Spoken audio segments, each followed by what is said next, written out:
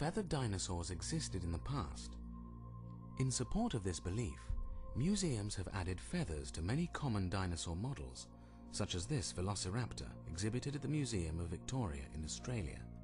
Opponents of evolution and even some evolution scientists have criticized this practice, since no feathers have been found with any dinosaur fossil. In an open letter to the National Geographic Society, Dr. Storrs Olson, a Smithsonian Institute evolution scientist, has referred to the practice of adding feathers to dinosaurs as propaganda, hype, wishful thinking, melodramatic, nonsense, spurious, fantasia, and a hoax.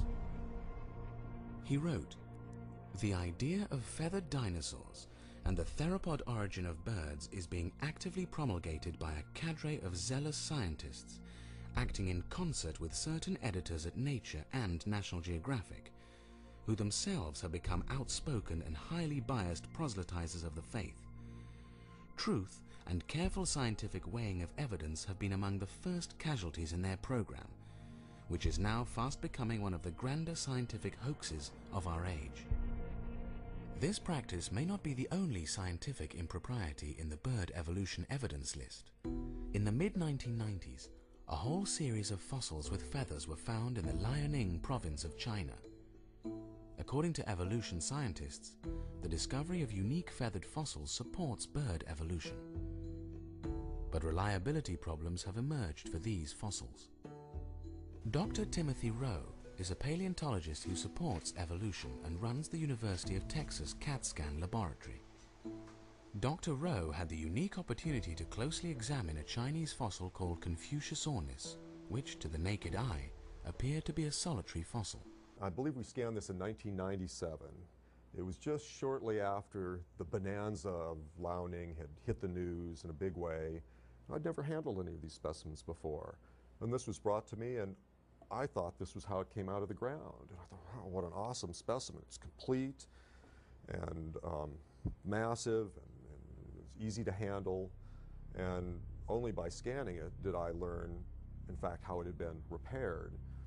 But after scanning the fossil, Dr. Rowe began to question its authenticity. And when I handled it, it was very well built. It felt like a single massive piece of rock.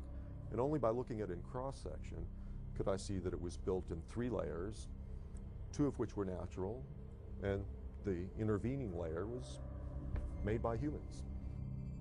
And so this really started me thinking, well, there's a little more here than meets the eye.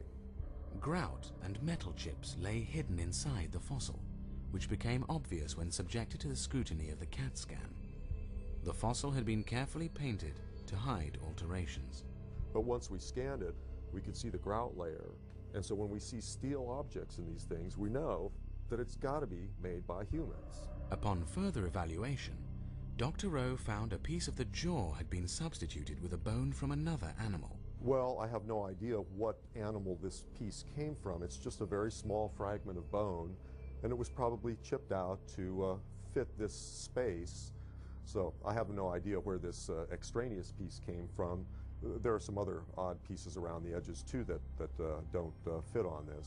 This first encounter with a Chinese specimen would not be Dr. Rowe's last. A second Chinese fossil was brought to him by a scientist from National Geographic magazine. This fossil, called Archaeoraptor, was purported to be an unusual missing link which would, once and for all, prove that birds evolved from dinosaurs. It had a long featherless tail, similar to dinosaurs, but it also had feathers and a bird-like body, giving the appearance of 2 different animals blended together, just as Darwin predicted. As Dr. Rowe carefully scanned the Chinese specimen and watched the cross-sectional images appear on the computer screen, he noticed something was very wrong. Dr. Rowe discovered that 26 fossil bones from 5 animals, including a dinosaur and a bird, had been fraudulently constructed to make a transitional fossil.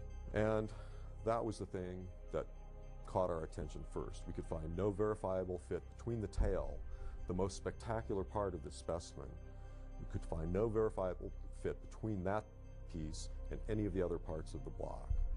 And We found other irregularities as well. Even though it seems to fit tightly in here, when you look at it in cross-section, you can see that this piece and this piece have no verifiable association with the pieces around them.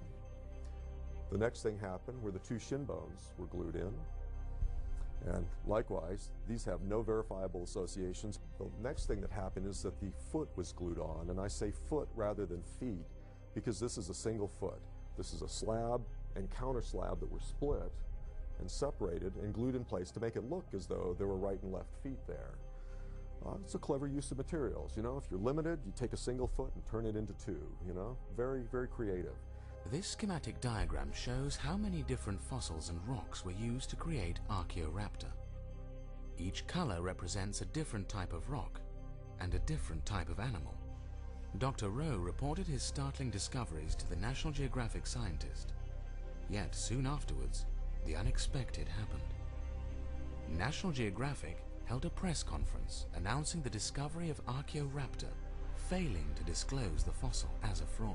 And we provided the data and our interpretation to the representatives of Geographic, and the scientist in charge, as he walked out of the building, his last comment to me was, well, all of these Chinese things have been fiddled with.